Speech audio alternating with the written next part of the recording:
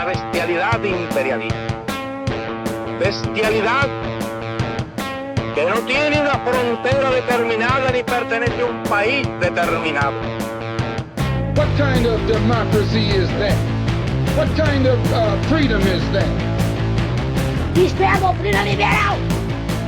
É a doutrina que o mercado e a democracia vão juntos, são inseparáveis. Isto é uma praga. Pues la utopía sirve para eso, para caminar. Saudações, pessoas! Sejam muito bem-vindos a mais um episódio do Vira Casacas Podcast. Eu sou Felipe Abal e tô aqui com ele, o homem que já descobriu que treino ruim às vezes não é culpa de treino. Gabriel Divan, como estamos? Olha, estamos ainda em dúvida, porque eu não entendi por que a gente treina tanto, assim. Quando é que vai vir a partida, sabe? Ah, mas é só ir jogar. Quando é que vai vir o espetáculo? Porque é todo dia esse papo do treino aí. Mas enfim, a gente está, Felipe, além de tudo, consciente, sabe por quê? Porque tem uma coisa que a gente demora pra admitir, cara. A roupa errada limita, velho. Se limita. E quando não, outras coisas, né? Enfim, short que pesa quando sua, tecido que esquenta demais, cintura que incomoda e bolso inútil. Essa é uma categoria e tanto, hein? Aí o cara passa metade do treino treinando, né? Brigando com a roupa, velho. Que treva, hein? E aí não é uma questão de falta de disciplina, Gabriel, é uma questão de escolha errada. Foi por isso que eu fiz um upgrade na minha vida e comecei a usar, sabe o que, Divan? Pode falar tu. O que tu acha que eu comecei a usar? Fala tu, eu quero saber. Não, sério? Claro. Porque eu comecei a usar o Endorphin Shorts. Caralho. Fala de novo. Endorphin Shorts, da Insider.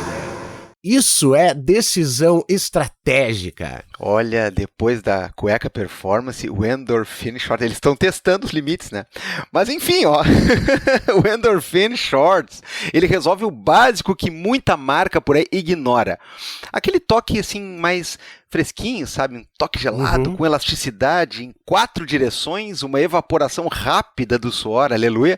Seca rápido, aleluia, 2, e não fica pesado no meio da bagunça, não fica pesado no meio da coisa toda. Eu tô evitando falar treino, porque, eu repito, eu não sei porque que eu treino tanto.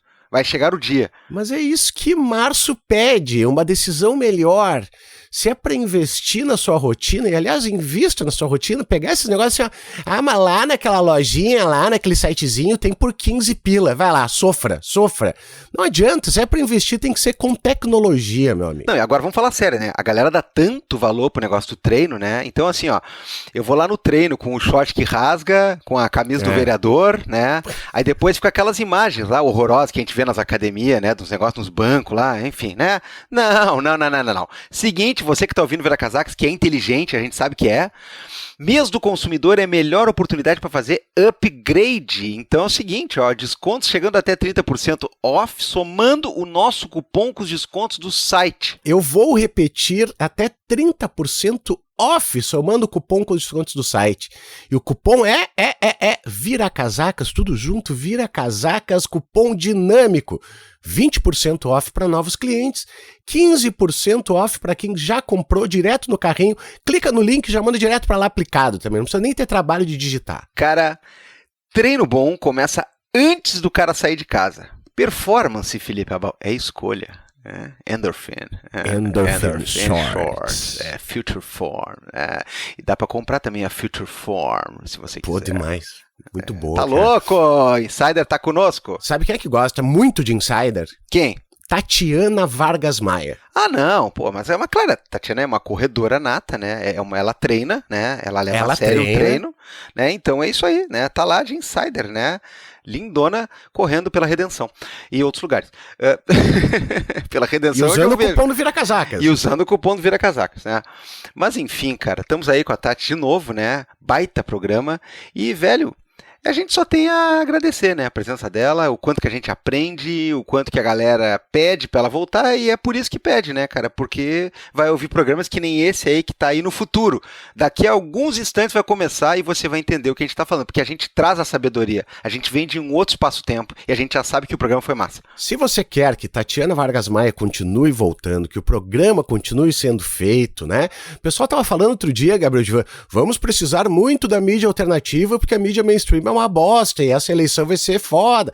Exato, povo, exato. Então assim, ó, pega um dinheirinho todo mês, e eu falo dinheirinho assim, ó, R$1 por dia, R$1 por dia. Tu ajuda 6 projetos massa. Né? Não me lembro agora quem é que foi que botou lá no Blue Sky, ó, tu pode apoiar Cozinha Solidária do MST, tu consegue apoiar Vira Casacas, tu consegue apoiar mídia independente, tu consegue apoiar tudo, cara, com R$1 por dia. Eu tô fazendo Unicef e eu não sou o Bial, pau no cu, né? Eu tô fazendo assim, ó, por R$1 por dia você salva muitos projetos legais. Então, por favor, né? Inclusive nós, se der, assim, 5 pila, nós. Você sabe quanto custa para remunerar, né, as pessoas que trabalham com a gente, fazem esse programa acontecer, tanto quanto nós que botamos aqui a carinha e a voz no microfone? Você sabe quanto custa as questões dos billings, de servidor e tudo mais, e transfere para cá, e o Spider nos persegue, e a gente vai para o outro, e não sei o quê? Sabe quanto custa, né, pagar os advogados? Não, estou brincando, a gente é os advogados. Mas enfim, sabe quanto custa o salário? Né? A mensalidade da disponibilidade, Tatiana Vargas Maia, você sabe quanto custa isso? Não sabe, né? Então, assim, ó, você pode nos ajudar. Como, Gabriel? Eu não sou um milionário, eu não tenho petróleo lá empacado no Estreito de Hormuz. Não precisa, porque você tem R$5 por mês. Sim, uma vez por mês, R$5. Centavos por dia. Soma um ano inteiro, mas soma tudo, espreme o porquinho o ano inteiro, dá R$60 no ano inteiro. Então, R$5 por mês já nos ajuda bastante com todas essas despesas, e é por isso que você pode ir lá no apoia.se/viracasacas, você pode ir no orelo.cc, caso tiver um cadastro lá, e apoiar o Vira Casacas, e você pode mandar um pix recorrente para viracasacaspodcast@gmail.com. Perfeito, Gabriel Divan, é só isso que a gente pede, nada mais. Agora vamos pro episódio. Vamos logo, eu prometi que era em instantes, né? Então tá aí, ó, Tatiana esfregando conhecimento na cara de vocês. Gabriel Divan, estou dando risada já de início de programa, assim, estou feliz. Cara, é o que a gente sempre fala, né? Vamos lançar uma assinatura premium em algum momento, onde você vai ganhar em casa um CDR com os melhores momentos pré-gravação do Vira Casacas, né? E se você pagar a assinatura Plus, né, Golden, Master, aí você ganha inclusive um CDR duplo, aqueles que tinha assim, ó, que o cara, ele botava um em cada lado do plástico, né? Puta, e aí vai sempre ter dava as gravações... problema pra abrir aquela bosta. Exato. Assim. Quebrava os dentinhos do meio, né? Você vai ganhar as mais proibidas, né, das gravações. Mas a gente vinha rindo aqui, por que mesmo, hein, Felipe Abal? Porque tá divertido, porque a gente tá feliz, porque ela tá de volta, a mais pedida, a mais querida. Tatiana Vargas Maia está no Vira Casacas. A gente teve que apelar, a gente teve que mandar videozinho dizendo, oi, vem, por favor, assim, mas sempre vale a pena. Tati, bem-vinda de volta mais uma vez, a casa é sua aqui no Vira Casacas. Muito obrigada, Felipe, muito obrigada, Gabi, é uma alegria estar com vocês, mas eu quero me defender aqui, dizendo que vocês parecem que eu estou me fazendo de muito difícil, entende? Para participar do Vira, quando na verdade eu fiquei muito feliz de receber o vídeo me convidando, mas eu aceitei imediatamente. Isso é verdade. Não, na verdade, a gente gastou a água inteira de um açude aqui perto, de um reservatório, com um data center para fazer um videozinho em que um gatinho e um cachorrinho escreviam Tati com as patinhas na areia e depois davam as mãos. Aí ela veio, só assim que ela veio. Exatamente, eu acho que esse vídeo tem que estar no CDR da assinatura Premium Plus. É claro que vai estar, é a faixa 3, né? É MP4, ele está em MP4 lá. Beleza. Estamos aqui reunidos, então, mais uma vez, no glorioso Vira Casacas, para discutir algumas coisas que envolvem, Felipe Abal, a nossa identidade, a nossa representatividade, as nossas raízes. Representatividade. Nuestras raízes. É isso aí. Sim. E a gente vai falar justamente de questões que envolvem o sul global, que a Tati já nos avisou que está ficando fora de moda. Já não tá trend, já tem outro termo aí entrando em cena, né? A coleção outono-inverno dos termos já está ganhando mais coisas aí, mas a gente vai falar sobre isso e muito mais. Eu poderia fazer as honras, meu amigo? Bad Bunny, sim. Bunny. Tá louco. Olha aqui, ó. Bom, aí eu lembrei daquele Lembrei do vídeo do Bolsonaro cantando Bad Bunny, né? De noite, assim. Eu fui assombrada por aquele vídeo. Não, é assombroso, total. Eu fiquei total, assombrada, claro. eu assisti uma vez e eu não consegui nem compartilhar com ninguém, assim, porque eu fiquei profundamente perturbada. Não, aquilo não vai estar no CDR e não é bem-vindo na barreira do Vasco. Aquilo é maldito, aquilo é do mal, né? Enfim. Nem na minha thread do tio Freud, dá, de tão hardcore que não lá, não dá. Eu prefiro ver o cara pisando no ralo lá, aquela história. Bom, mas enfim, vamos lá. Tatiana, eu falava para vocês agora há pouco, né, que eu estava em período de início de aulas aqui há umas 2 semanas, e aí eu começo falando de algumas coisas, né, cadeira de processo penal, direito processual penal 1, né, agora imagina só, né.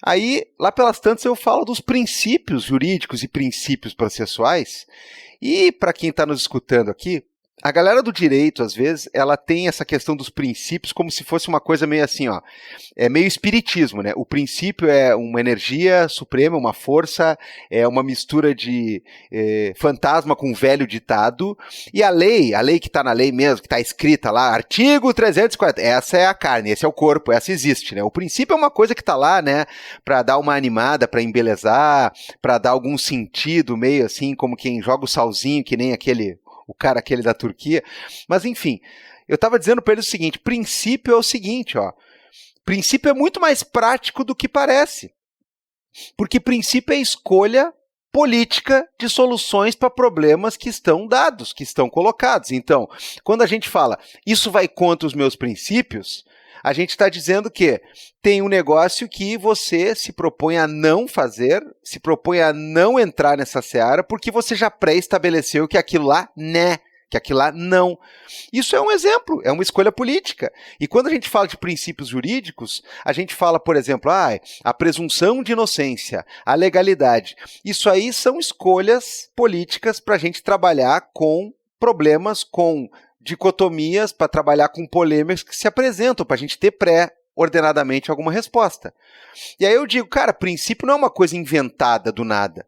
Princípio vem com história, princípio vem com as nossas influências de cultura, de direito, de economia, antropologia, religião, vem todo nesse caldo, né, misturado a questão do princípio. E aí chega lá pelas tantas, eu sou obrigado a falar para eles que o nosso direito, ele tem uma matriz europeia continental, romano-germânica, blá, blá, blá, blá, blá, blá. Aí chega naquela hora que eu mesmo falo e eu penso assim para mim mesmo, Gabriel, você está mentindo.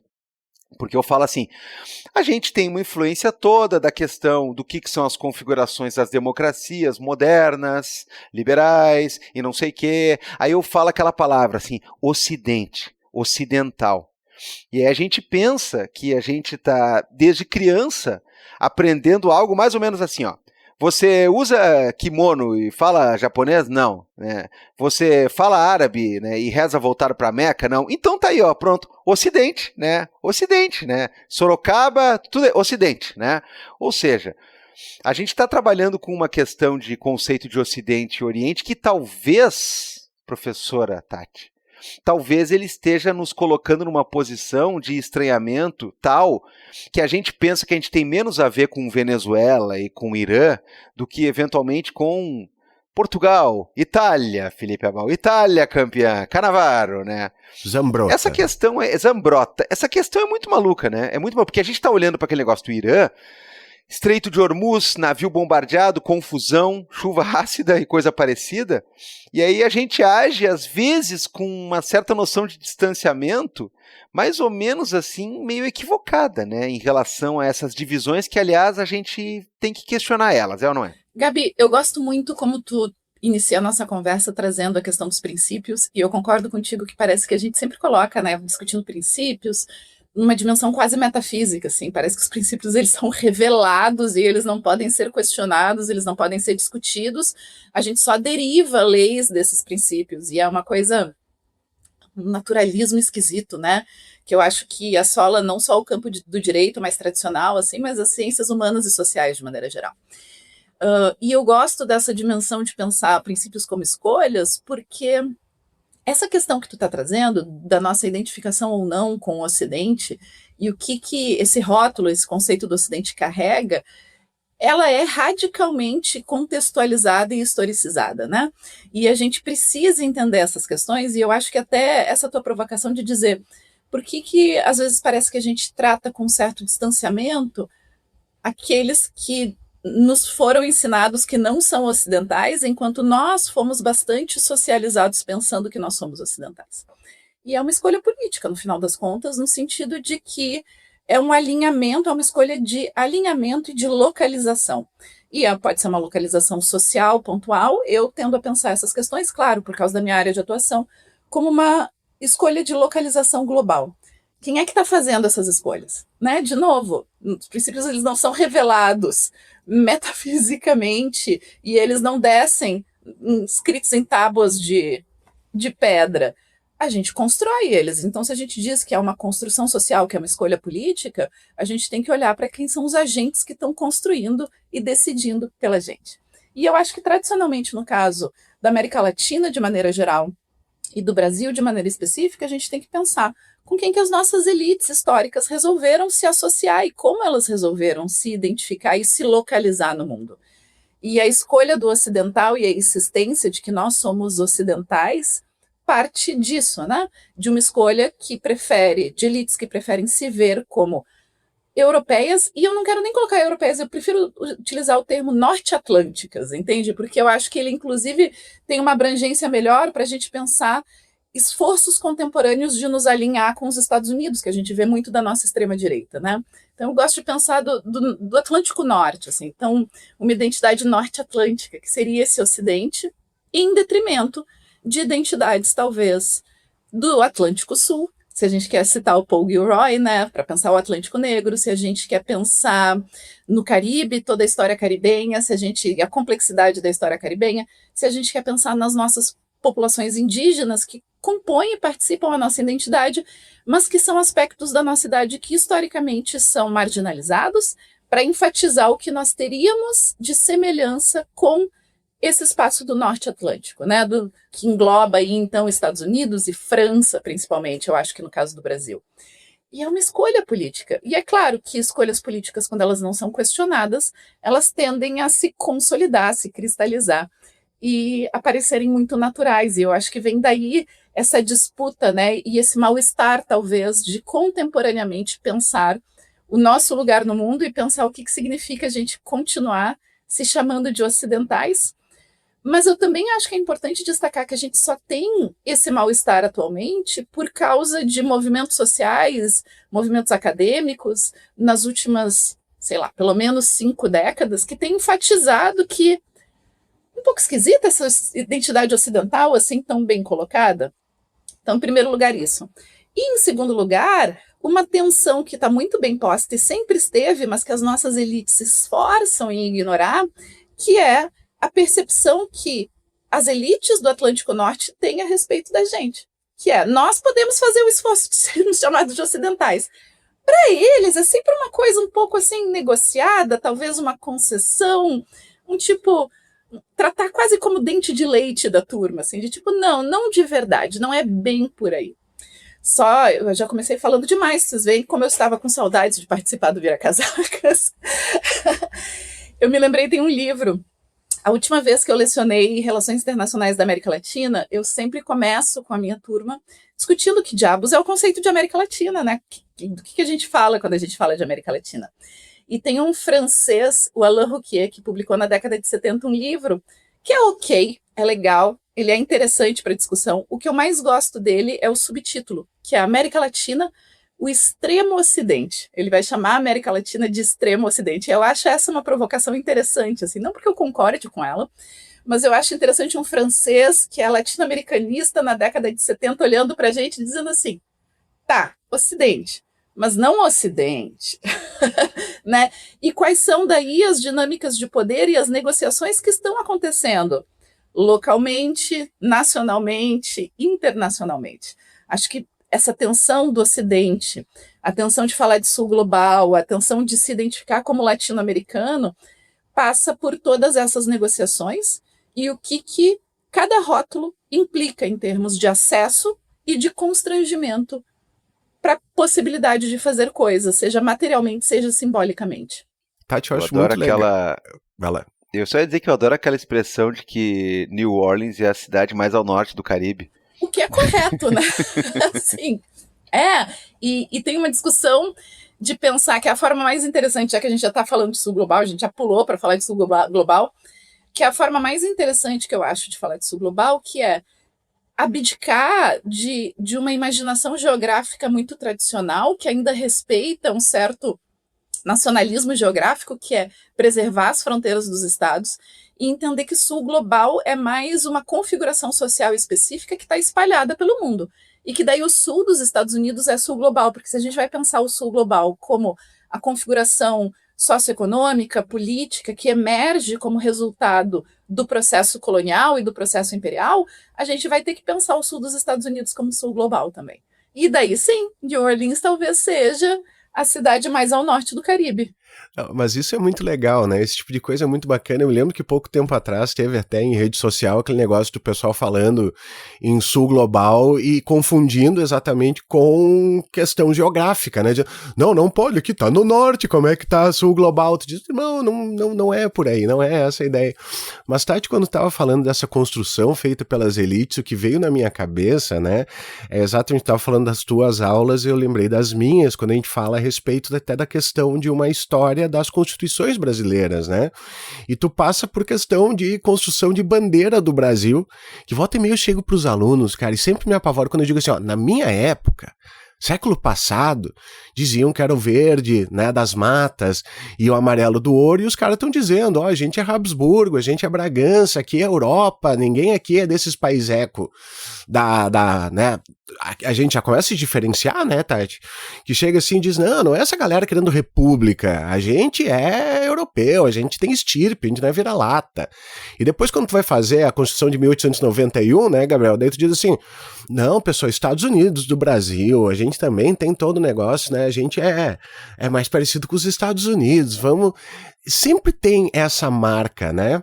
Agora eu queria juntar com uma outra coisa que me chamou a atenção do que tu falou, Tati.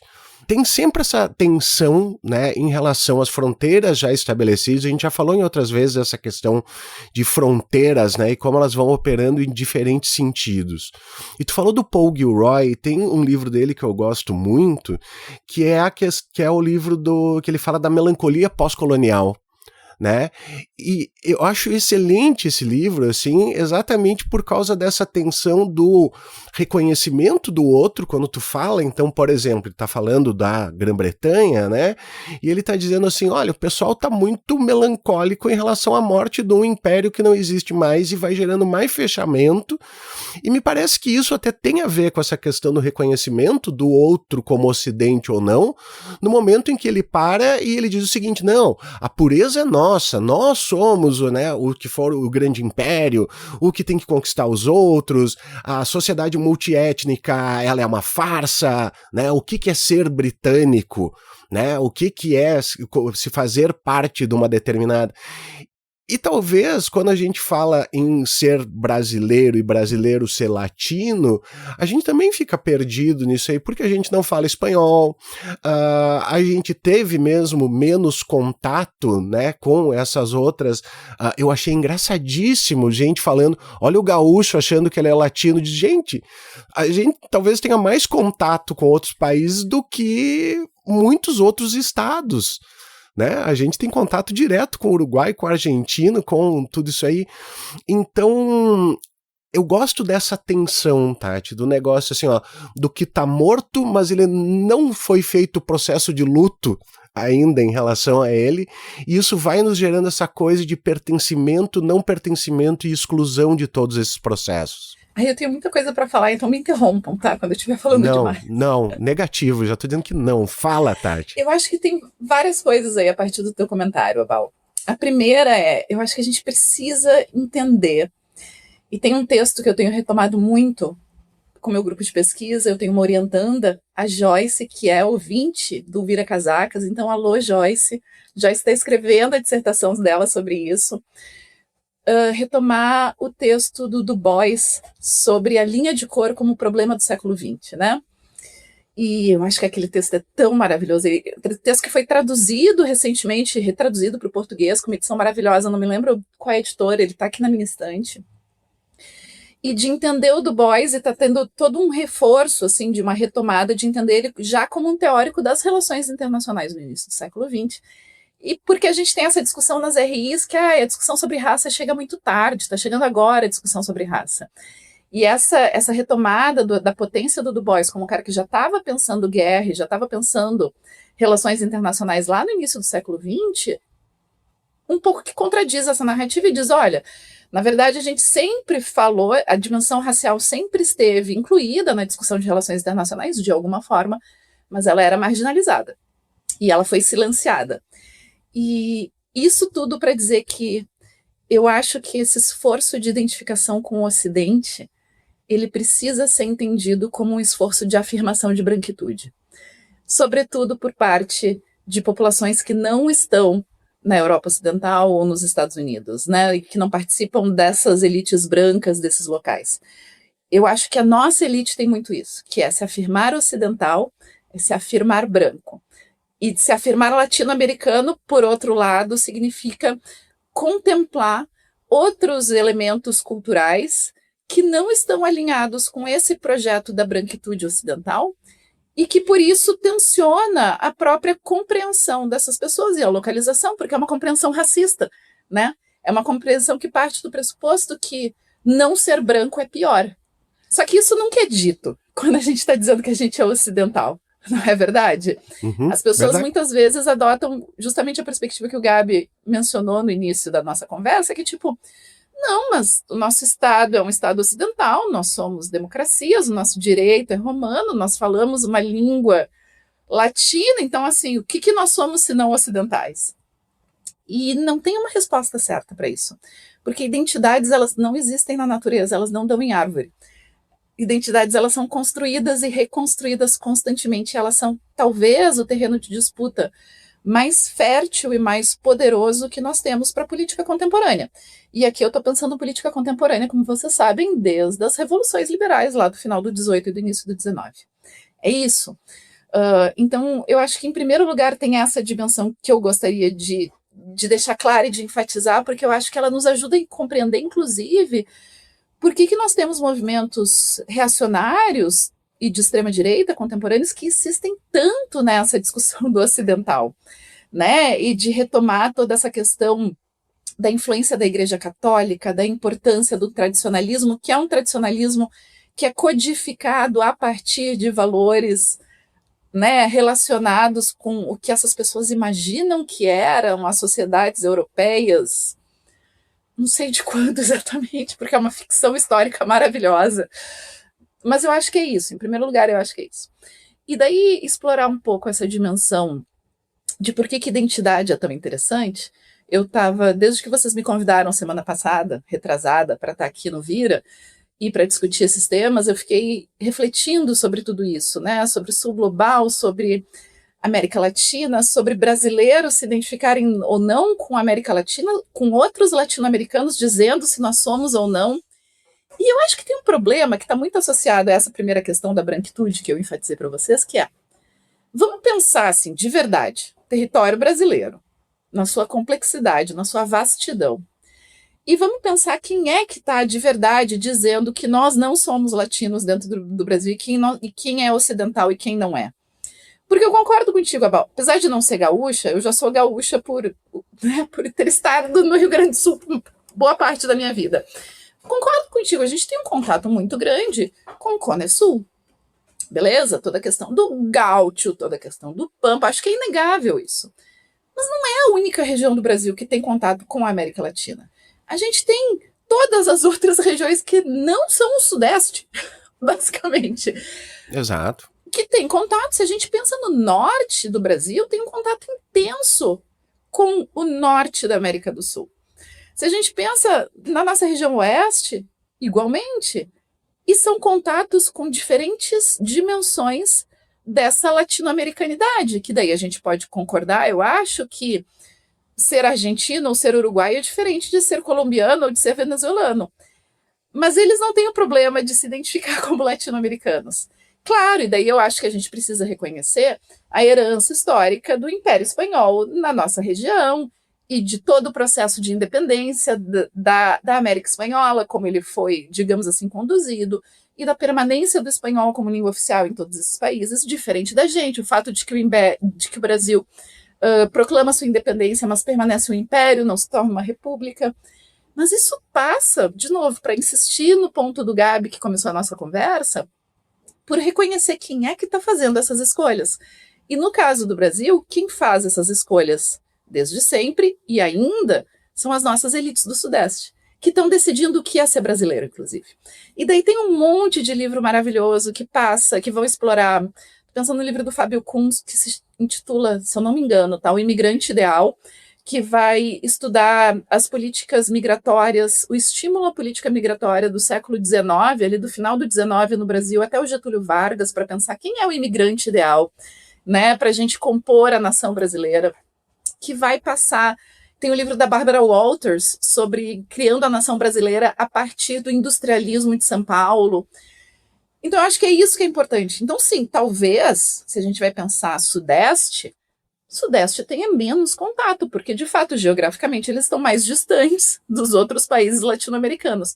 Mas eu acho um equívoco tão grande a gente, de novo, generalizar a experiência do Sudeste para todo o Brasil e daí apagar uma experiência cultural que não é recente, que não é por causa do Bad Bunny, né? Mas que é profunda e que informa, inclusive, por que a recepção ao Bad Bunny no Brasil foi tão calorosa e gigantesca, né? Ó, shows que o cara fez em São Paulo é um troço absurdo. Então, eu acho que é isso, que talvez o esforço que a gente tenha que fazer para pensar Brasil e América Latina seja descentralizar a nossa experiência política, social e identitária, inclusive, da experiência do Sudeste, parar de assumir. E eu acho que nisso os gaúchos são muito bons, para bem e para mal. A gente descentraliza para as duas coisas, né? Então, daí a gente pode pensar a expressão mais negativa ou mais crítica dessas questões, que são os movimentos separatistas que a gente vê aqui. Mas daí é curioso, porque esses movimentos separatistas, eles estão se distanciando e descentralizando a influência política do Sudeste, ao mesmo tempo que reafirmando essa dimensão de uma branquitude que se quer ligada, daí não a todo Atlântico Norte, mas pontualmente a experiência nazifascista da Itália e da Alemanha, né? Então tem isso. E daí, um ponto mais teórico, que é pensar por que isso tudo acontece, como é que a gente pode contemplar teoricamente essas dimensões. E eu acho que tem um texto do Charles Taylor, que é quando ele vai falar da política de reconhecimento, está num livro, está traduzido para o português, e é de uma conferência que ele faz o Taylor, o Appiah e o Habermas, e tem mais alguém que eu estou me esquecendo, tem uma filósofa, que eles estão discutindo isso, o que significa identidade, o que significa falar de reconhecimento na política contemporânea. Eu acho o livro todo maravilhoso, mas eu confesso que o texto pontual do Taylor, que é o texto de abertura da conferência, é um xodó para mim, porque eu acho que ele tem uma dimensão de pensar analiticamente o processo de transição para a modernidade, sobretudo de rompimento com o antigo regime via Revolução Francesa para a modernidade, que é muito bacana, que ele vai dizer, eu estou estraçalhando o argumento do Taylor aqui para resumir ele, mas ele basicamente está dizendo, a gente tem uma mudança muito grande nos princípios de organização social do antigo regime para a contemporaneidade. Então, nessa transição da modernidade para a contemporaneidade, que é o seguinte, o antigo regime, o princípio organizador da sociedade era o princípio de honra.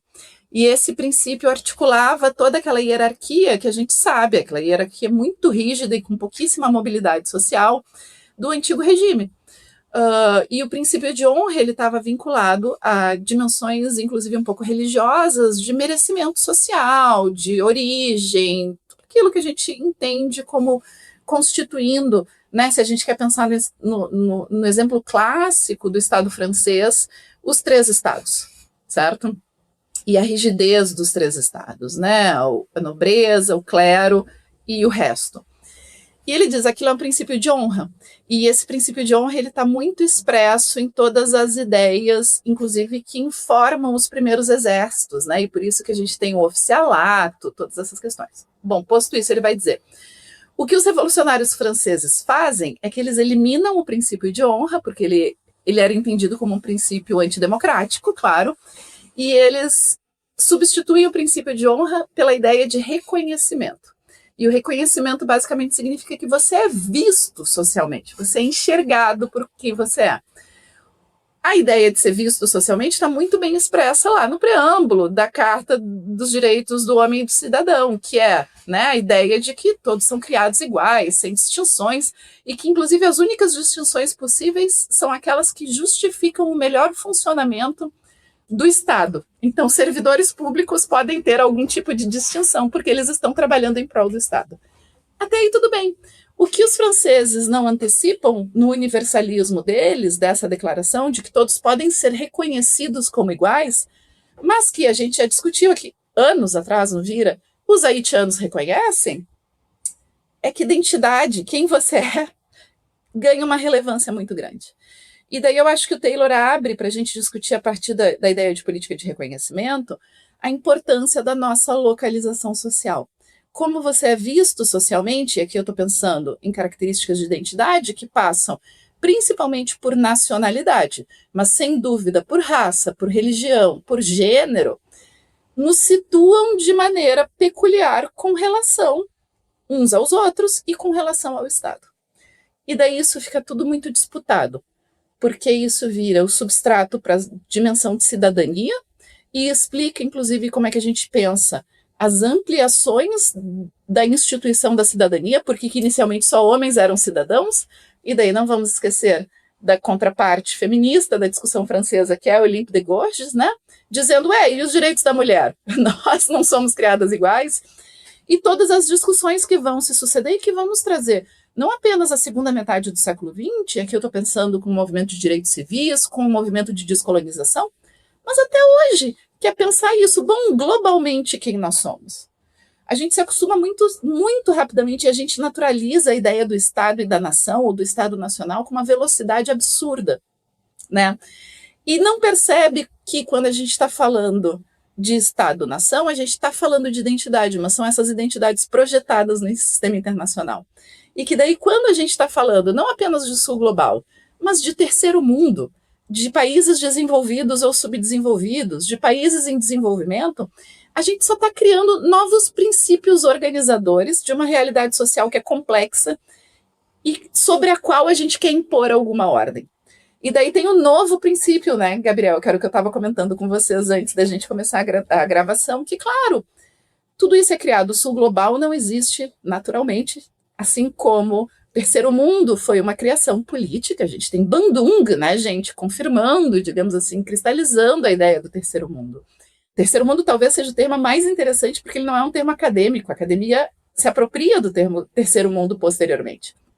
E agora a gente tem a ideia de uma maioria global, né, que seria isso, são todas as populações de origem africana, asiática, latino-americana, indígena, que não são brancos, que não, ou de origens mistas, que não são basicamente ocidentais. O que eu acho mais curioso disso é lembrar que todas essas categorias, elas estão servindo e elas estão respondendo a um contexto histórico e político específico.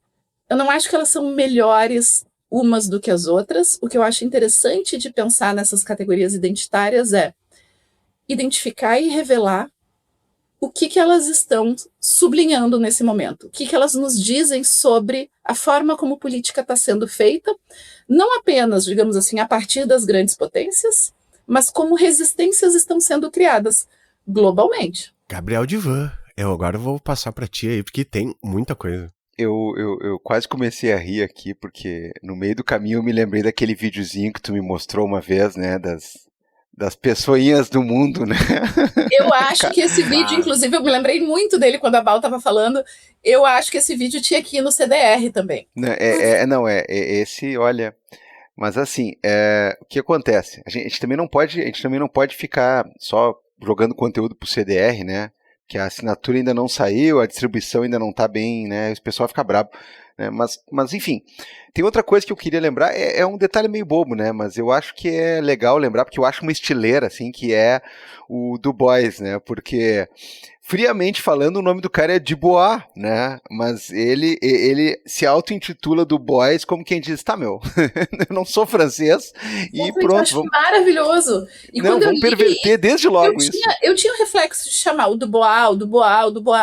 Quando eu li isso, eu disse, meu Deus do céu, é verdade, chega, é Du Bois. É muito legal, não, é muito legal, porque assim, o Dubois, ou Dubois, a gente se esforça pra falar, e parece correto, né, e o cara já parte de uma premissa de, não, eu quero ser chamado de um outro jeito, assim, que é Du Bois, é como tu lê mesmo, eu acho legal. Mas enfim, é muita coisa, tá, mas eu queria fazer uma pergunta, jogar uma reflexão pra vocês dois, que é mais ou menos o seguinte, ó. Quando a gente tem essas reações aí à questão, né, do próprio boom que foi a apresentação do Bad Bunny, as pessoas falando sobre isso e tudo mais, aí começou a surgir aquelas reações, né, de internet ou coisa parecida, e eu vi pelo menos um vídeo, se eu não me engano acho que era da Espanha, né, se eu não estou enganado, de os caras mostrando assim as belezas da Espanha, não sei o que, fotos das montanhas, é o deserto, é mar, é Madrid, não sei o que. Aí tinha um papo assim, nem todos querem ser caribenhos, não sei o que, né. Tá, assim, isso eu achei assim um tipo de ranço completamente idiota, típico, né, de europeu norte-atlântico, né, reivindicando a sua superioridade e coisa parecida. Mas aí todo mundo conhece, ouviu, porque esse sim ficou mais popular e teve discussão nas redes e tudo mais, aquela coisa também dos argentinos dizendo que são muito mais europeus do que latinos, que aí ficava mostrando, né, toda uma Argentina num certo tom idílico, mas voltado para coisas que não fossem associadas à América. Tá? Eventualmente, né, um campo com uma névoa, né, um boi gordo pastando, assim, mas aquela coisa que não é assim, cara tomando água de coco na palmeira, deitado na rede, ouvindo salsa. Não. É um negócio aqui, é o tango, é isso e aquilo. Eu não lembro qual dos dois apareceu touradas, né, porque nesse patamar aí periga até ser o da Argentina. Mas enfim, o que acontece? Me parece que a gente tem aqui uma espécie de nova reivindicação cultural. Eu posso estar viajando, tá? Mas não é só o argentino reacionário fascista de cunho mediano querendo dizer que ele é mais europeu, porque o argentino sempre teve essa marra, né? Tem até aquela coisa, né, que é preciso ser discutida, né, durante muito tempo, né, todo o continente, quando vai jogar a Copa do Mundo, né, tu vê que a seleção é bem multifacetada, quando não é de maioria parda, negra, e enfim, de outras etnias correlatas. A Argentina não, a Argentina é sempre um bando de cabeludo loirinho, né, e coisa parecida. Mas existe um... Vou fazer um parênteses, vou te interromper para fazer um parênteses. Os portenhos, talvez, né? Porque tu tem uma resistência pro interior, para fora da província de Buenos Aires também, que é gigantesca de pensar a resistência das populações indígenas dentro da Argentina. É que na Argentina talvez os indígenas, né, o pessoal andino seja, né, o equiparado, porque o Uruguai, por exemplo, tem bastante negro, né, bastante negro. A Argentina, historicamente, é muito menos. Mas aí tem toda essa questão aí com o pessoal, o boliviano na Argentina, né, ou tudo que eles chamam de boliviano, acaba se enquadrando, né, nesse tipo de preconceito que normalmente se tem com as pessoas mais pretas e tal. Mas o fato é, não me parece uma reivindicação só pautada nessas velhas manias de grandeza, nessas velhas coisas fascistoides e tudo mais.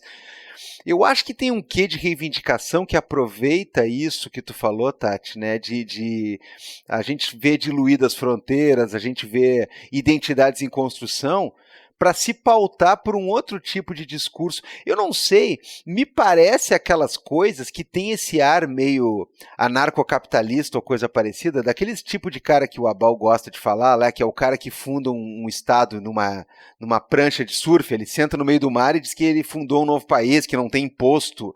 Aí o outro no quarto dele, na casa dele, lá na chácara, diz que é uma nação livre. O outro inventa uma moeda que é só para ser usada no condomínio.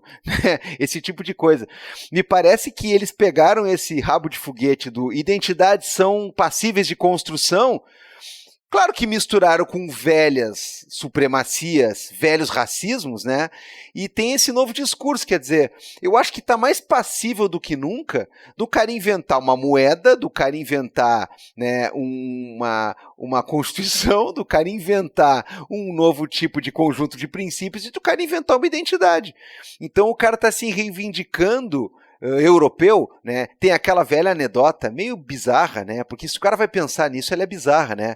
De que o argentino, ele é um italiano que pensa que é inglês e fala espanhol, né? E aí tu pega essas 3 referências de nacionalidade, tu vê como é bizarro o negócio. Me parece que soma isso daí com essa nova possibilidade, né? Não, cara, eu quero me identificar com, né? O Milei indo lá, né, naquele esforço puxa-saquista dele, completamente deprimente, né? Ele vai lá como quem se ajoelha perante o rei, perante o imperador, perante o superior, mas ele vai lá também como quem diz assim, ó, eu sou dessa galera aí, viu? Eu sou dessa turma aí. Então é uma tentativa de comprar, é tipo o negócio do Trump, né? Compre o Green Card, pague 5 milhões e compre. É uma nova forma de ver as coisas, né? Ou eu tô muito louco, assim? Não, eu acho que tu não tá muito louco não, Gabi, só um pouquinho. Mas isso é normal. Acho que nada, nenhuma mudança aí dos últimos anos, assim, tudo certo. Mas... Como diria o CEO, né, a gente não vai sobreviver se não tiver um pouquinho louco. Exatamente. Então tá tudo tranquilo. Mas o que eu acho, e eu acho que tu destaca essa dimensão, né, do anarcocapitalismo, dos caras querendo dar um momento um pouco gotcha, né, uma pegadinha, tipo, então se identidade é construída, eu vou construir a minha própria identidade. E o que eles não percebem é que, exatamente, é tipo, o que eles não percebem é que eles estão tão profundamente colonizados pelo hiperindividualismo da própria ideologia que eles perdem a principal dimensão do processo de epistemologia social, que é uma construção social.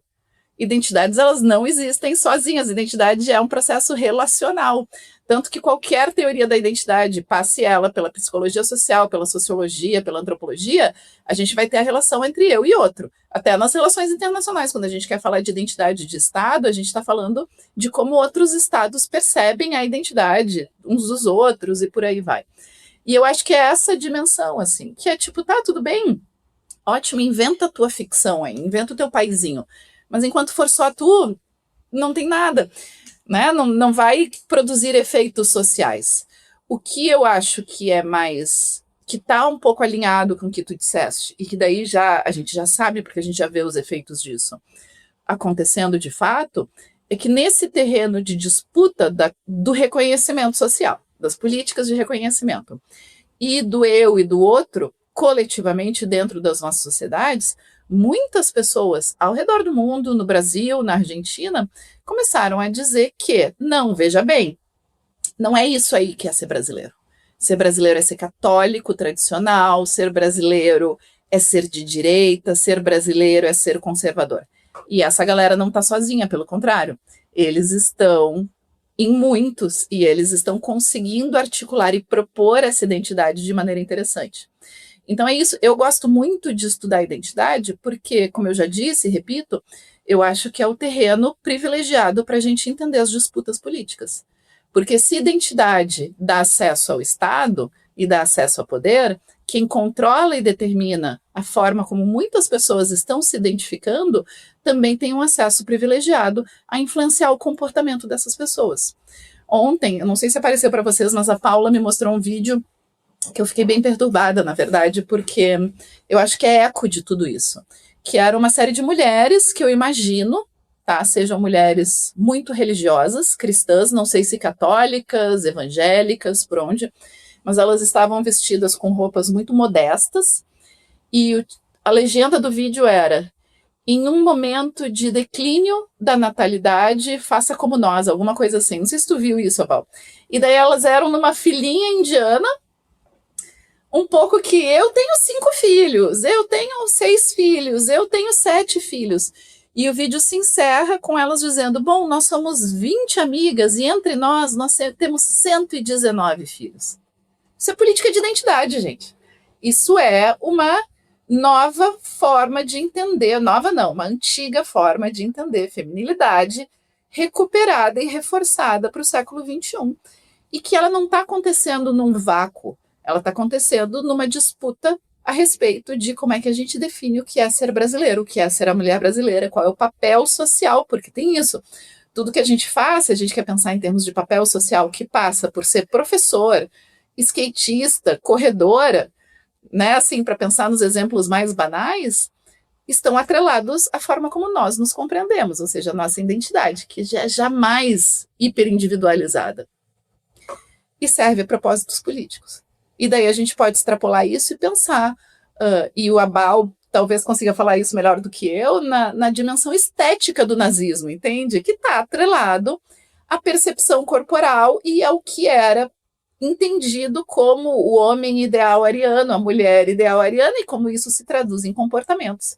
Que a gente faz piada muito rápido deles, porque é engraçado, e quando eles estão surgindo e se popularizando, tem um contraste muito grande com a forma como a gente está acostumado a entender as nossas identidades, mas que tem efeitos políticos poderosíssimos.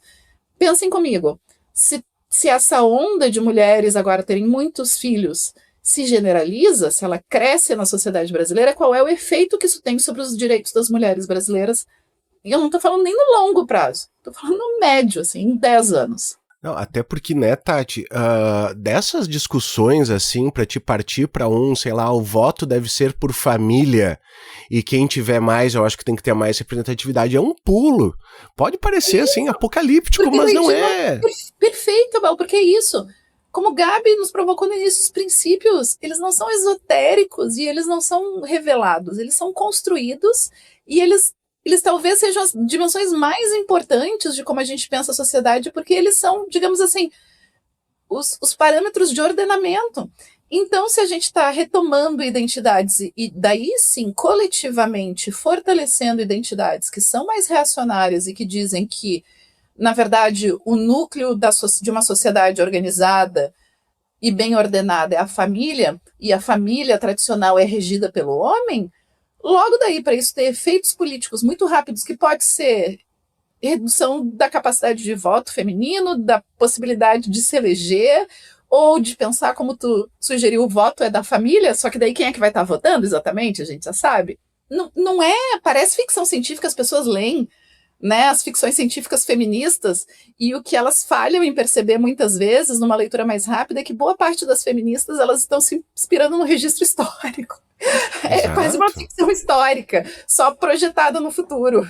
Agora, Tati, o que eu tinha anotado aqui até antes de tu falar, e eu queria que tu falasse um pouquinho mais sobre isso, é exatamente essa noção que se tem, porque assim, ó, isso sempre me remete muito, né, à questão do nacionalismo raiz, quando ele surge, né, quando surge o nacionalismo, o pessoal vai tentar entender assim, o que é uma nação. Né? Eles vão dizer, nação tem que ter um território, tem que ter uma população, e daí tem que ter lei, e tu diz, legal, aqui o Estado tá andando junto, assim, tá. De repente começa a agregar as coisas, daí vem assim, ó, tem que ter a mesma língua, faz sentido, daí começa, né? Mesma raça, e tu diz, né? E mesma religião, né? E essa questão da religião, me parece, e o Divan falou isso lá no início também, assim, a questão de que ela é chave, né?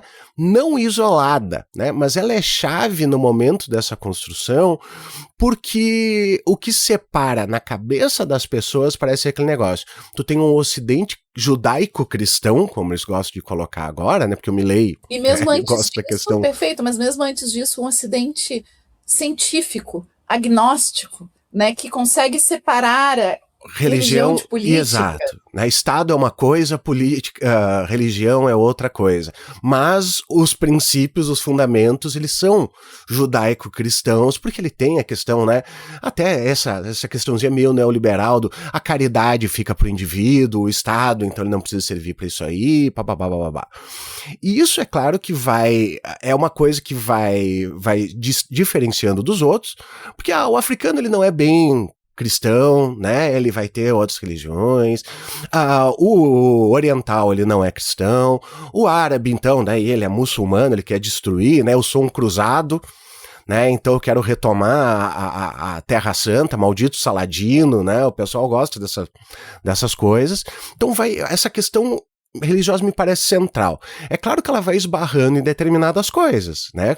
Como são as coisas que a gente já falou. Que o Trump, quando chega e diz, o que tem que vir pra cá é o cristão, porque os Estados Unidos são cristãos. Daí chega o mexicano e diz, porra, mais cristão que eu não tem. Ele diz, não, mas você não. Eu quero aquele outro cristão. Então é o cristão branco. Então é o cristão branco. Mas então a mulher cristã tem que ter uma grande participação no governo. Ele diz, não. A família cristã é o homem que manda, né, gente? Para isso aqui eu peguei aqui, tem esse versículo maravilhoso que é sobre isso que eu tô falando.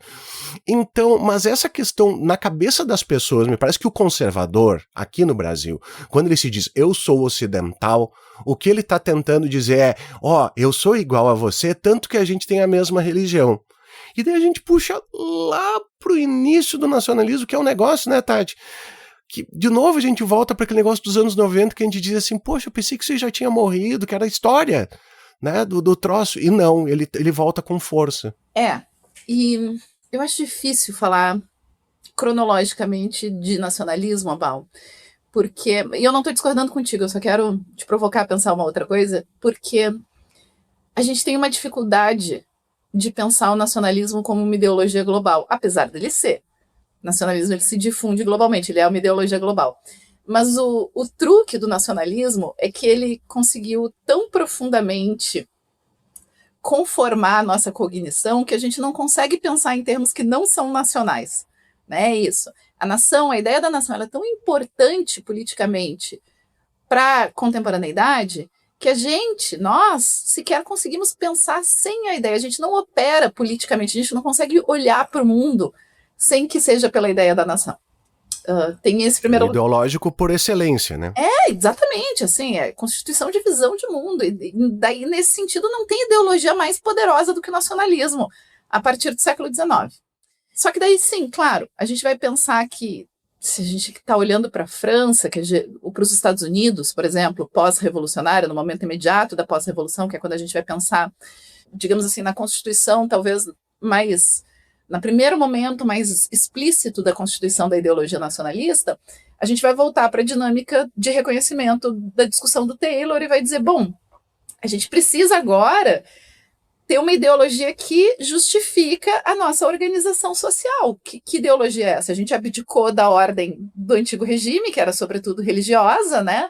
A ideia dos príncipes como os representantes de Deus na Terra. Se a gente abdicou daquilo que garantia, de uma certa forma, bem ou mal, uma ordem social, como é que a gente organiza essa ordem? E surge a ideia da nação como uma coletividade de indivíduos iguais. Então, a nação é horizontal, né? Enquanto o antigo regime, boa parte das organizações sociais prévias à contemporaneidade, elas estavam em algum tipo de esquema de pirâmide. Esquema não, mas organização de pirâmide. Né, uma hierarquia, um esquema de uma organização piramidal. O que a ideia da democracia e da nação faz é que ela achata a nossa ordem social. Nós estamos todos dispostos igualmente, uns em relação ao outro. Né? Não tem hierarquia, ninguém é mais importante, porque a gente não tem justificativa para dizer como é que alguém nasce mais importante do que o outro. E por isso que a ideia da nação ela é inclusive essencial para a forma como a gente pensa a democracia. A gente não consegue pensar historicamente, e daí é que eu não quero entrar, eu já disse isso 1 milhão de vezes no Vira, e sempre tem alguém que vem me dizer, mas a democracia ateniense... Não quero entrar nessa discussão, tá? Estou falando de democracia contemporânea. Não existe sem a ideia de nação. Inclusive, qual é a ideia da nação, senão que nós somos todos irmãos? Não é verdade? A ideia de fraternidade é essencial para a ideia de nação. Que nós compartilhamos um passado em comum, um presente, e que o nosso futuro individual depende do nosso futuro coletivo. Por isso que a gente tem essas ideias de lealdade à nação, de serviço militar obrigatório, entende? É isso, e por isso que quando a gente fala de cidadania, a gente diz, e os conservadores tão fortemente gostam de enfatizar essa dimensão, que cidadania não é só direito, é dever também. É dever com o quê? Dever com relação à nação. É isso. Então, sim, eu acho que tem um momento inicial da ideologia nacionalista, e eu acho que isso está bem expresso, teoricamente e ideologicamente, nos documentos dos Estados Unidos e da França revolucionária, ainda que a prática seja completamente diferente, Mas aqui eu estou falando de ideologia e de teoria, não da prática, e eu não estou ignorando a prática, eu só quero explorar essa dimensão teórica e ideológica. É uma dimensão igualitária inicial. Essa é a dimensão de uma constituição, de uma comunidade política que não é mais hierarquizada. Ela é horizontal. E a gente só consegue falar de soberania popular por causa disso. Muda, a ideia de nação, ela é tão poderosa que ela muda, inclusive, a nossa concepção de soberania. Porque antes a soberania, ela era justificada teologicamente. Se o rei era o representante de Deus na terra, o poder do rei adivinha de Deus, e logo o rei não errava, né? Assim como o Papa até hoje não erra. Claro, porque o Papa é o último resquício dessa ordem. É isso, por isso que não erra, porque é um poder inspirado divinamente. Quando a gente acaba com isso, quando os franceses vão lá nos dizer que a gente tem que enforcar o último nobre nas tripas do último padre, o que eles estão dizendo é: o poder agora é nosso, é dessa comunidade, mas a gente precisa ter critérios de delimitação. Quem é um francês?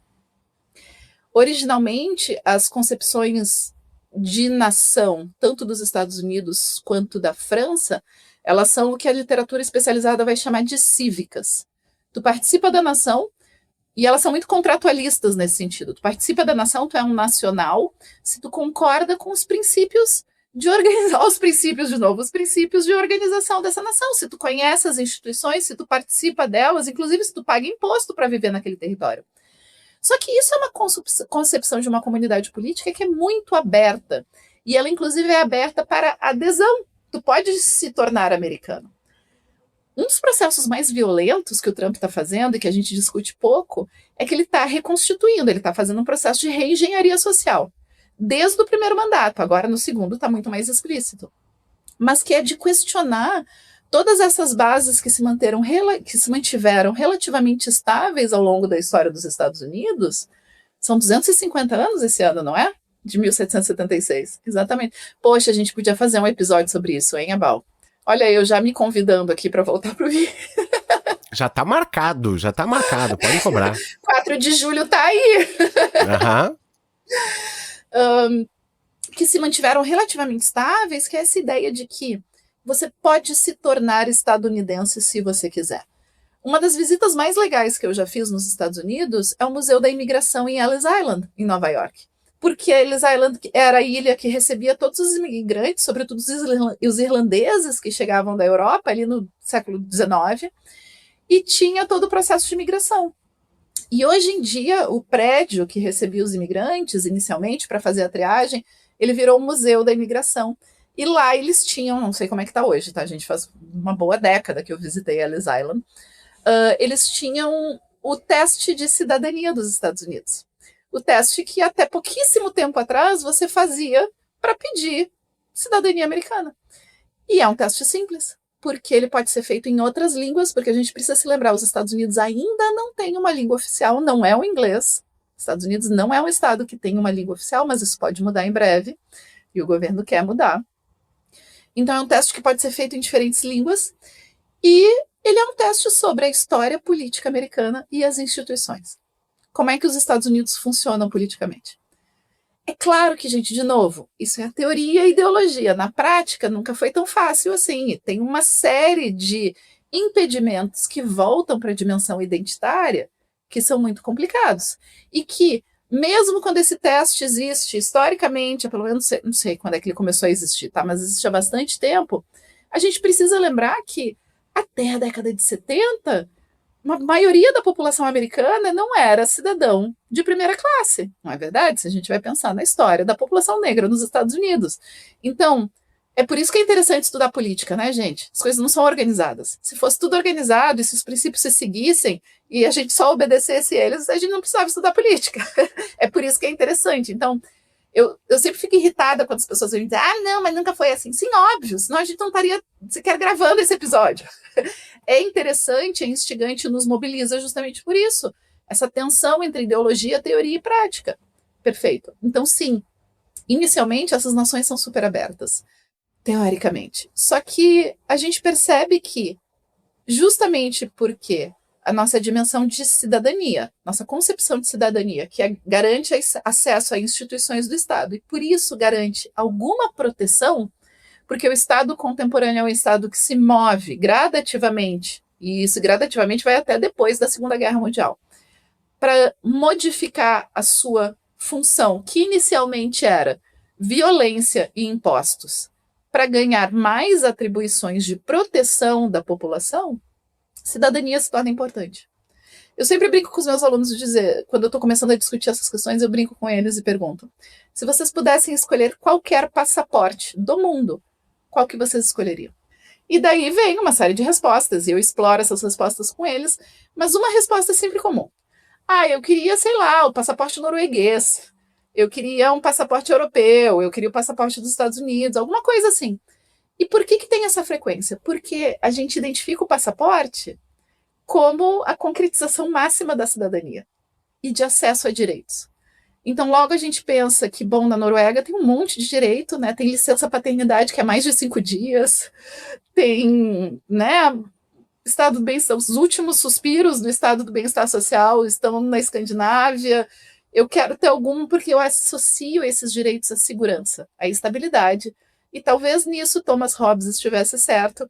Nosso desejo último é por segurança e estabilidade.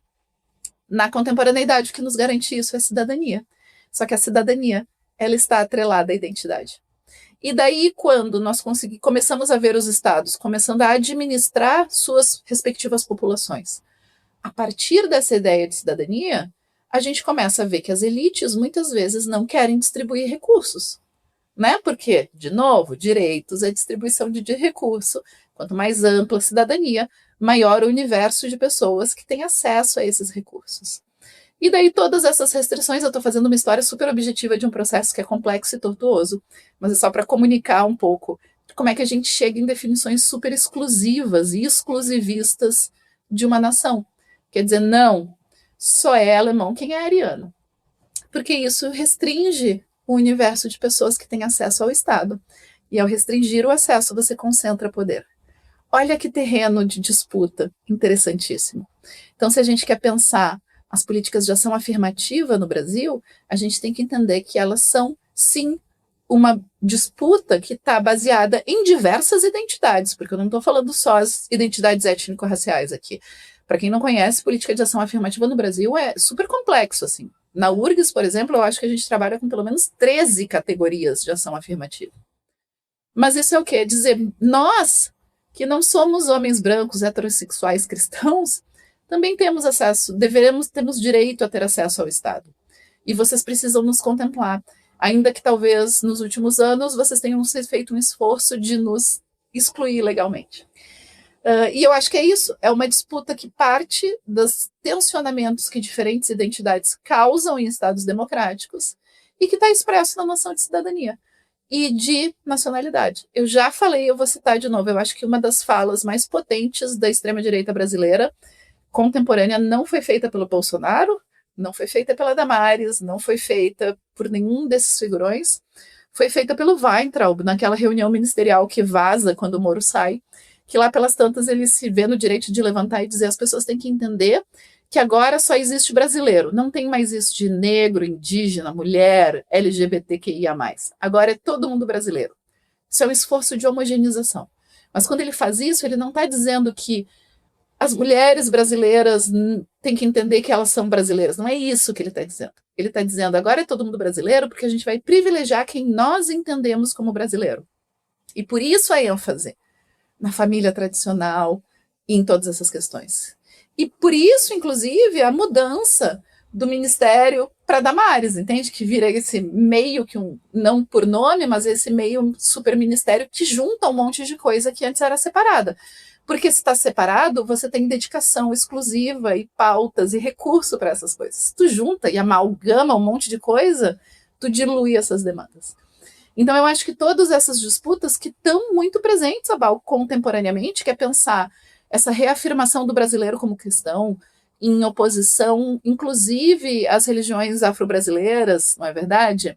Em pensar nessa reafirmação de uma branquitude brasileira, é tudo isso, é uma disputa por quem que a gente quer que tenha acesso ao Estado brasileiro. E como é que a gente vai dominar essas instituições, colonizar essas instituições de alguma maneira. Gabriel Divan, Lady Gaga é latina? Mas claro, toda a vida, né? Toda a vida. A gente quer ela, nós queremos, né, a transmutação. O passaporte que eu mais queria ter é o passaporte de um dia do Aqualocos. Tu te identifica como um Aqualoco, Divan? Olha, cara, se me deixarem lá, eu brinco pra caralho, né? E me alimento de lanches a vida inteira, né? Mas eu queria falar de um personagem, né? Que... Bom, assim, ele pediu, tá? Ele não é exatamente inocente, né? Mas eu acho que ele é tão achincalhado, assim. Ontem, por exemplo, ele foi na padaria da esquina, ele foi comprar um pão d'água, um copinho de requeijão, um iogurte morango e um maço de derby. Ele teve que sair escoltado pela polícia, não deixar ele sair. Vaiaram ele e tal, queriam dar porrada. O nome dele é Francis Fukuyama. E aí o que acontece? Semana passada recebi um link do nosso amigo Vitor Santi, né? Um link de uma postagem do Fukuyama na rede social, a outra, aquela maldita, né? E era um link que ele estava divulgando um texto da newsletter que é ligada à revista que ele fundou, American Purpose, né, a Persuasion, a newsletter. O texto é de Sean Lewis e comentava a questão de que, sim, né, a estratégia norte-coreana em respeito à bomba atômica estaria correta. Esse foi o texto que deu o que falar aí. E é claro, né, falando bem ou mal do texto ou não, quem apanhou eventualmente foi o Fukuyama, porque ele apanha, né? O Fukuyama está aí para apanhar. Eu queria saber uma coisa, né? A gente não tem que ficar discutindo se teve ou não teve o fim da história, né? Chega a ser engraçado. E a gente também não tem que reduzir a discussão dele a uma anedota, um meme, né? Porque também não é bem assim. Agora, eu queria saber, porque isso realmente eu não tenho essa profundidade na teoria Fukuyamística ou coisa parecida. Como é que fica essa questão desses movimentos e desse sul global? Eles estão interditados também, né? Eles simplesmente não fazem parte de quem ganhou a pulseirinha para entrar no salão, né? Desse casamento com democracia e capitalismo que ia seguir para sempre e sempre, and ever. Enfim, como é que fica todos esses trâmites, essas mudanças, essas identidades em conflito aí na tese dele? Enfrenta isso, não enfrenta? É mais um motivo para apanhar mais na padaria, né? Enfim. Queria só colocar em discussão esse cidadão, porque esse conceito, né? A gente tem o fim da história, a gente tem o fim do fim da história, a gente tem o vá pro diabo que o carregue com o fim da história. História 2, a revanche. O melhor meme que eu vi essa semana foi, eu não sei se vocês sabem, mas o Fukuyama, ele é um carpinteiro também, né? E ele faz cadeiras maravilhosas. E eu não sei se ele ainda tem, mas ele tinha uma conta no Instagram, vou até procurar. Ele tinha uma conta no Instagram que ele postava as cadeiras que ele faz. Tá merda. Agora tem um novo objetivo de vida que tem a cadeira do Fukuyama, velho. Ele estava explorando essas... Apoie o Vira-Casacas. Tá mais eu preciso de uma agora. cadeira do Fukuyama. Voltou a estar mais ativo, digamos assim, academicamente. Mas... e daí o melhor meme que eu vi, alguém pegou uma foto dele e postou: Mr. Fukuyama, por favor, encerre a história de uma vez. Chega de história do século XXI. Chega, depois dessas últimas semanas com o mundo, tudo que está acontecendo no mundo, por favor, encerre a história mais uma vez. Posto isso, eu acho o Fukuyama, eu vou te dizer, Gabi, eu tenho uma relação muito curiosa com o Fukuyama, porque eu gosto muito, eu acho que ele é um cara que escreve muito bem. É um cara com quem eu discordo profundamente, mas que eu adoro ler, eu adoro engajar com os textos dele, mas eu reconheço no Fukuyama uma atitude interessante, e mais do que isso, eu acho quase admirável. Ele não tem medo de discutir as ideias dele, e ele não tem medo de ouvir contraposições às ideias dele, e inclusive de elaborar essas questões, e de estar engajando intelectualmente com tudo isso, né? Então, eu admiro pessoas que atingem a notoriedade acadêmica e o alcance e o poder universitário que o Fukuyama tem, e que não revertem para um autoritarismo, entende? Intelectual, assim, de ficar impondo as suas ideias. Então, nisso eu gosto do Fukuyama. Eu discordo dele, mas é um cara que eu gosto de ler, sempre estou interessada um pouco no que ele está fazendo. E eu acho curioso, porque a gente fica falando do fim da história, e a gente fala pouco das últimas coisas que o Fukuyama publicou, e um dos últimos livros dele foi sobre identidade. Foi justamente isso, foi ele pensando todas essas dimensões de como é que identidade é relevante, digamos assim, foi na política. Por isso que eu perguntei, não tô brincando, não fazia a menor ideia. Mas assim, para responder a tua pergunta pontualmente, né, do fim da história, vale a pena, não vale a pena, eu acho que o Fukuyama, ele também já foi e já voltou muitas vezes nessa questão sobre o fim da história. O que eu acho que, às vezes, a gente se equivoca com essa discussão é que a discussão do fim da história ela é profundamente filosófica para o Fukuyama, né? Ela é uma discussão assim bastante abstrata e eu acho que a gente toma ela em termos muito concretos. E eu acho que boa parte das confusões vem daí, de como é que a gente está pensando, o que significa o fim da história. Mas no próprio Fim da História e o Último Homem, o Fukuyama vai falar do tédio do fim da história, né? E de como, digamos assim, a estabilização democrática poderia nos apresentar alguns desafios. E talvez sejam esses os desafios que a gente está vendo. Te confesso que tem algum tempo que eu não volto para o Fim do Homem e o Fim do Homem, o Fim da História e o Último Homem. O Fim do Homem foi um desejo reprimido agora que se manifestou lacanianamente na minha fala, Bal. O Fim do Homem e a Última História. Porra! Vamos escrever esse livro. O Fim do Homem é a morte das historinhas. Praticamente o título do meu próximo livro, Fim do Homem e a Última História. Última História. Pô, fica excelente. Eu acho que o bom é que está registrado, né? Ninguém vai poder roubar a minha ideia agora. Mas eu acho que é isso, Gabi. Eu acho que...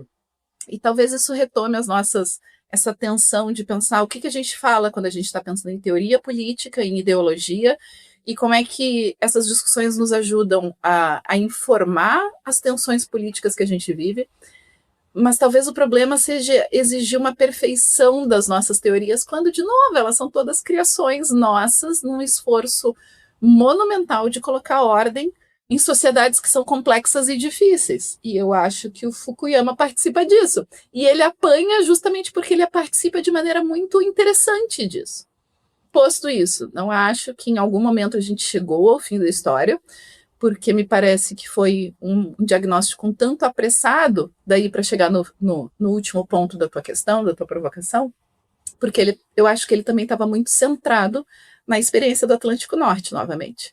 Que democracia é essa que estava tão consolidada e generalizada, sabe?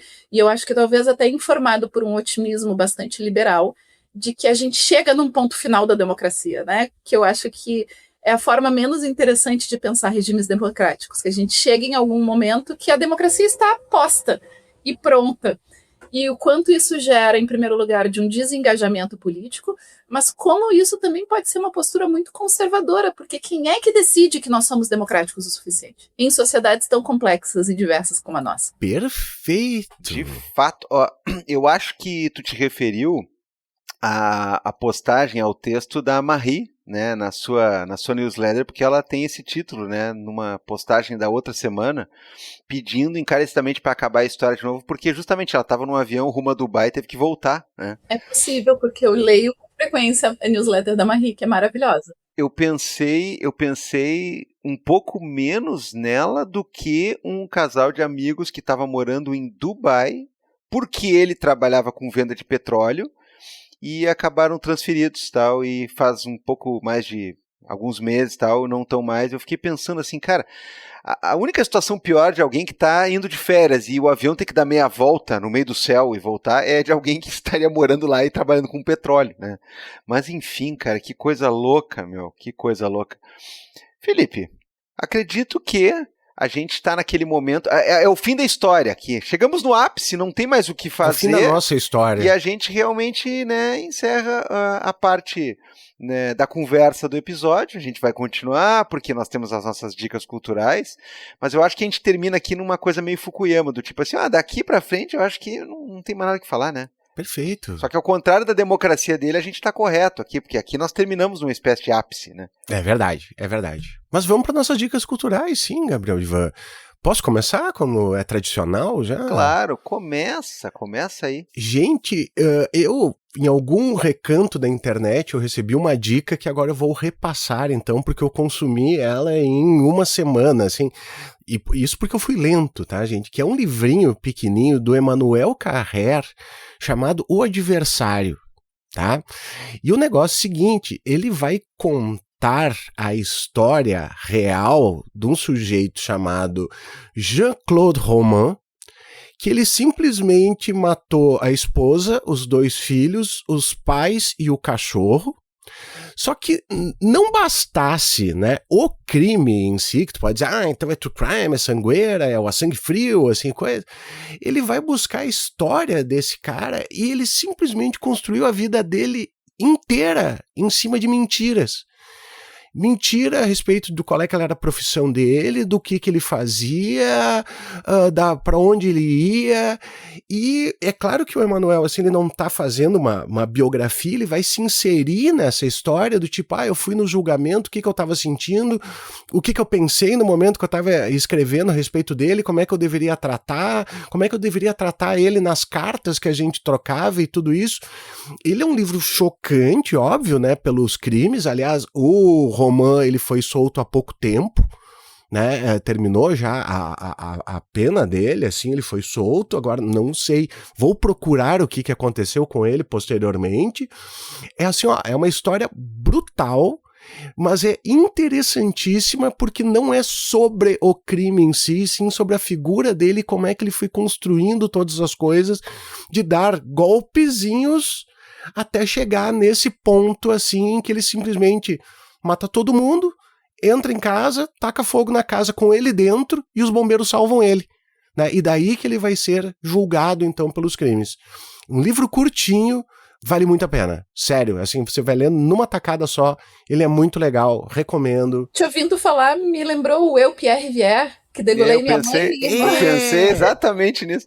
Né? Que também não é sobre o assassinato, necessariamente. É meio ele, meio a sangue frio, assim, sabe? Ele tá nessa onda, assim, de livros, assim. Ele é interessantíssimo, sabe? Termina meio de baque, porque ele diz, bom, então eu escrevi por causa disso, sabe? Bem escrito, interessante. Bom, tu não consegue, né? Tu começa a ler uma história dessas e tu não consegue parar. Porra, na faculdade, uma professora mandou a gente ler o Eu, Pierre Rivière. E aí a galera andava, né, com xerox, com o livrinho na mão, não sei o quê. Aí colou junto num barzinho lá um namorado, uma mina, que seria hoje aqueles caras que tira foto de óculos escuros no banco da frente do carro, assim. Aí o cara meteu um papo assim, pô, esse livro aí que vocês estão lendo aí, qual é? E eu, é assim, assado, tal. Não, mas conta aí o que é, tal. Eu fiz um resumo em 42 segundos, que foi a coisa foi mais atroz que os crimes do Pierre Rivière. Mas, enfim. Nós estamos muito francófonos hoje, Felipe Abal, né? Norte global, Atlântico Norte, né? Macron mandando o naviozinho e tudo mais. Cara, eu vi um filme, né? Eu vi um filme assim, ó, que eu imaginava que ele seria legal, eu só não imaginava que ele seria tão legal, cara. Ele é um barato, o filme. O filme é o Nouvelle Vague, do Linklater, que ele retoma a questão de como é que teria sido filmado O Acossado, pelo Godard, né, e por toda a galera, tal. E, cara, assim, ó, o filme, ele é muito divertido. Ele é muito divertido mesmo, porque ele pega aquela face assim, meio gênio louquinho. Eu já vi outros filmes e li coisas sobre o Godard que também tem aquela face extremamente chato, pedante, né, complicado e tudo mais. Mas nesse filme não, é ele, né, no auge daquela coisa de querer inovar, filmando O Acossado. Os personagens, eles são todos vividos por atores, né? Eu não conheço a maioria dos atores, né? Até porque é gente nova, francesa. Mas, cara, assim, eles estão iguais. O cara que faz o Belmondo é igual. A mina que faz a Jan Seberg, além de lindíssima, igual, né? Ela é muito boa. E eles estão naquele clima do cara filmando assim, não tem roteiro, não tem direção, faz com a luz natural, foda-se, não sei o quê. E isso vai enlouquecendo a produção e vai enlouquecendo os atores. Eu não sei, cara, eu gostaria de ser parte dessa equipe, reduzida, inclusive, porque era uma equipe muito... Não queriam deixar nem a maquiadora da Jan Seberg entrar, né? Mas ela, pelo contrato, exigiu e a maquiadora ficava andando pra lá e pra cá junto, mas não maquiava nada, porque não podia maquiar, porque tinha que ser tudo natural e tinha que falar o que dá na telha. Cara, deve ter sido... Eu quero crer que foi que nem daquele jeito pra eu ter na minha cabeça que foi a filmagem mais legal do mundo com as pessoas mais legais do mundo, né? Um pouco enlouquecendo, um pouco rindo, né? Das palhaçadas. E aí, claro, depois disso eu fiz uma coisa que eu não fazia há muito tempo, que eu fui rever O Acossado, cara. E, de fato, tem horas que tu olha pro filme e tu não faz a menor ideia do que tá acontecendo. Mas tem horas que tu percebe assim, cara, isso é realmente inovador pra caralho, porque tem inclusive uma cena que eu acho que eles não exploram no filme do Linklater, que eles gravam num elevador e aí fica escuro, porque o elevador passa no meio dos andares, e aí tu não vê nada, e daqui a pouco tu vê de novo, e era uma coisa meio chechelenta, assim. Mas, cara, era 1960, era de fato um maluco com uma câmera na mão, correndo atrás de umas pessoas na rua. Cara, assim, ó, muito foda, cara. Então, o Nouvelle Vague do Linklater, caso você queira se divertir, porque é divertido, e o Acossado, né, pra pensar um pouquinho por que é uma das obras mais influentes do cinema, sendo que em alguns momentos você pode confundir com um filme da galera do colégio, porque é uma merda de uma bagunça, cara. Então fica essas duas dicas aí, né?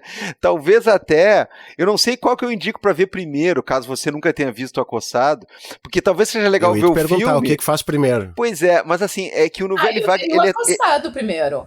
Talvez tem que ver o Acossado primeiro, mas tem uma coisa, né? Eu acho que eu veria o Acossado, veria o Nouvelle Vague, daí voltaria pro Acossado. Mas aí que tá, se o paladar cinematográfico da pessoa não tá tão acostumado com aquela coisa, assim, talvez entender o porquê que é tão...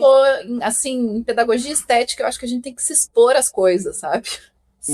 Então vai ficar registrado aqui, porque Tatiana Vargas Maia mandou. Veja o Acossado primeiro, depois vá buscar o que aconteceu naquelas filmagens. E daí volta pro Acossado depois. Tá aí, boa ideia. Posso partir pras minhas? Vai lá, Tati. Eu tenho 2 livros, que foram os 2 livros que eu acho que mais... Eu não sei se foram os meus favoritos do ano passado, mas foram definitivamente os que mais me impressionaram, e um filme. O primeiro livro é o Quando Deixamos de Entender o Mundo, do Benjamin Labatut, que é um escritor chileno. E é um livro curtinho também, eu acho que ele não tem 120 páginas. E ele é a coisa mais estranha que eu li recentemente, porque ele mistura descrição científica com ficção. E não ficção científica, tá? Mas com ficção. E ele é muito bacana porque são, acho que 5 capítulos independentes, são contos, assim, explorando as grandes descobertas científicas do século XX, então a fissão atômica e por aí vai. E ele começa com descrição científica, mas ele vai colocando no meio do texto narrativas. Começa com descrição científica e daí começa a pontuar o texto com elementos de ficção. E tu nunca sabe se o que tu tá lendo é ficção ou descrição, se é ele contando a história como ela aconteceu ou o quê. Claro que tem um momento do livro que isso muda um pouco, mas é assim, interessantíssimo, muitíssimo bem escrito. Fiquei muito impressionada com o livro do Labatut. O outro foi uma recomendação da Júlia Rosa, e é um livro de poesia. Eu tô lendo muita poesia atualmente, e esse eu fiquei assim, fácil o meu favorito do ano passado. É a Antologia Poética da Cristina Peri Rossi, que é uma poeta uruguaia que ficou muito tempo durante a ditadura no Uruguai, exilada na França. E o nome da antologia é Nossa Vingança é o Amor. E cobre a obra dela entre 1971 e 2024. Assim, das coisas mais bonitas que eu li recentemente. Saiu pela editora 34 no começo do ano passado. E daí, filmes Sorry Baby, que foi completamente esnobado pelo Oscar e que eu acho que é o melhor filme que eu vi em muito tempo, da Eva Victor, estrelado pela própria Eva Victor. Eu assisti ali na Casa de Cultura, acho que agora ele já saiu de cartaz, porque faz um tempinho isso, mas acho, deve entrar, a internet está me dizendo aqui que ele está no Prime já. Então assim, olha, um filmaço, Sorry Baby. Muito bem, estamos muito bem de dicas também. Tati, muito obrigado por ter voltado, que felicidade, que programa delicioso, nossa. Venha sempre, por favor. Muito obrigada pelo convite. E agora a gente já tem um episódio marcado, né? Eu já anotei, tá? Eu anotei mesmo, anotei sério, já tá marcado agora mesmo. Agora tá prometido, prometeu, acorrentou-se. Gabriel, vamos lá, dar uns vivas. Biba! Life moves pretty fast. You don't stop and look around once in a while, you could miss it. Muito bem, Gabriel Diva. Nossa, como eu gosto de ter a Tatiana no programa, cara. Não tem erro, assim, é um negócio que é muito certeiro, tu não tem dúvida, sabe? Pô, vai lá, bate o pênalti, gol. Não tem, é isso aí. Tatiana é que nem aquele colega lá, né, da faculdade, que tem um professor lá que a gente brinca, né, que quando a gente atravessa a rua, ele tá do lado ali, já aumenta pontos, né, no nosso Lattes, né, porque o cara é complicado, né, grande professor. O cara é brabo. O cara é brabo, né, a Tatiana é braba também, né, ela veio aqui no programa, né, a gente venceu um edital. É isso aí. Quase. Isso aí. Eu atendo o telefone a Fapergs, dizendo toma 5 mil. Então, mas eu nem liguei, não precisa nada. Não precisa. Está aí, está na sua conta já. Bom, vamos para os salves, vamos para os vivas, como a gente tinha dito agora há pouco. E, Felipe, eu vou mandar um viva aqui, muito especial, porque foi um viva premonitório, um viva que deu o palpite e era correto o palpite, cara. Pelo menos eu acho que era. Mas olha.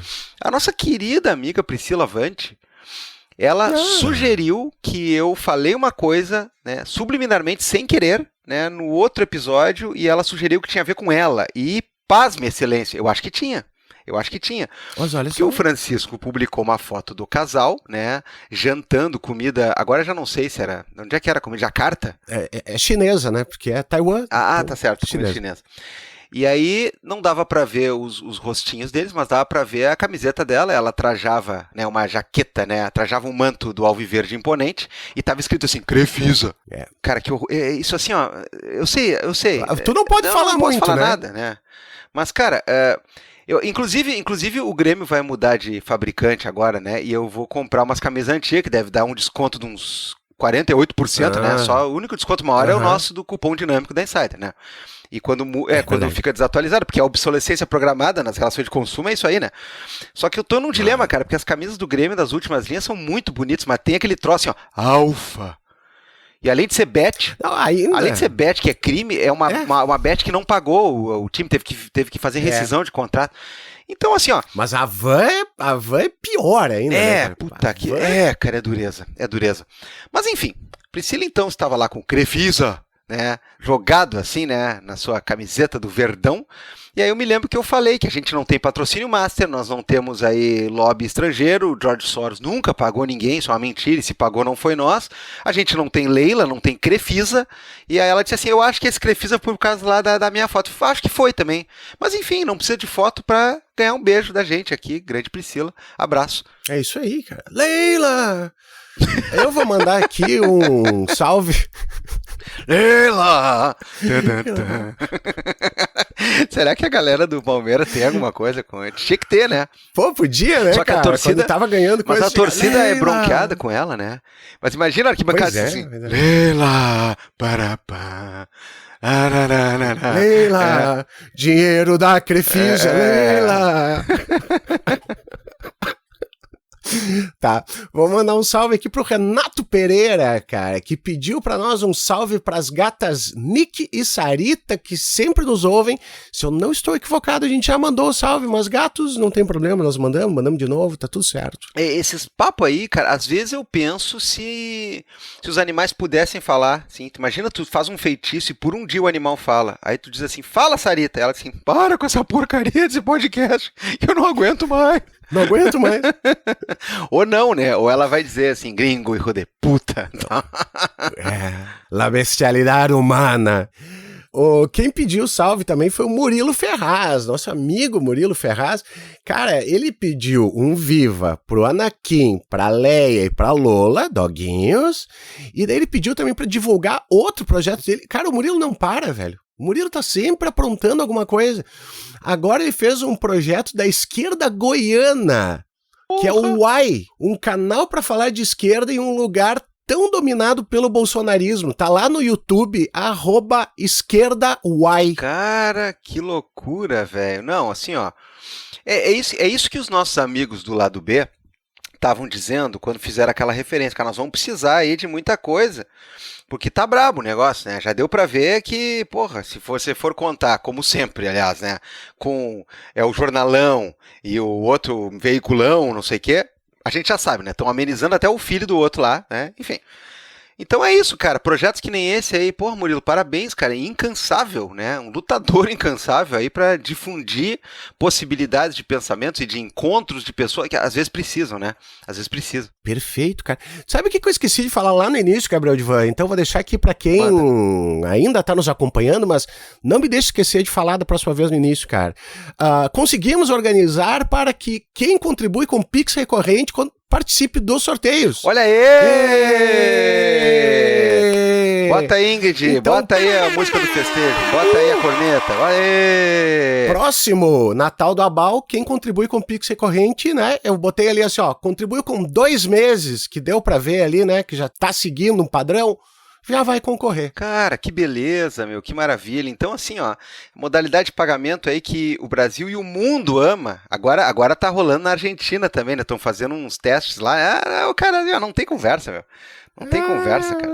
Enquanto os caras inventam um negócio pra lograr, né? Enquanto eles inventam um bagulho pra tentar roubar e camuflar coisa, que a gente inventa coisa pra pagar, pra facilitar. A Pix é do Brasil, é nosso, mas a gente empresta aí pra alguns lugares quando for facilitar a vida dos nossos também. Né? Que loucura, cara. Então, vai de Pix recorrente que você também concorre ao Natal do Abal, cara. Só boas notícias, velho. Pelo amor de Deus. Eu acho que até dá pra, inclusive, encerrar aqui, porque é tanta boa notícia, tá tão alto astral o clima, né? Perfeito. Que a gente vai apenas lembrando vocês que, cara, não tem culpa, cara. Nós somos homens normais. Homens inocentes. Isso aí. Tchau, prejudicada. What is normal, man? What do you mean, normal man? Just innocent, man.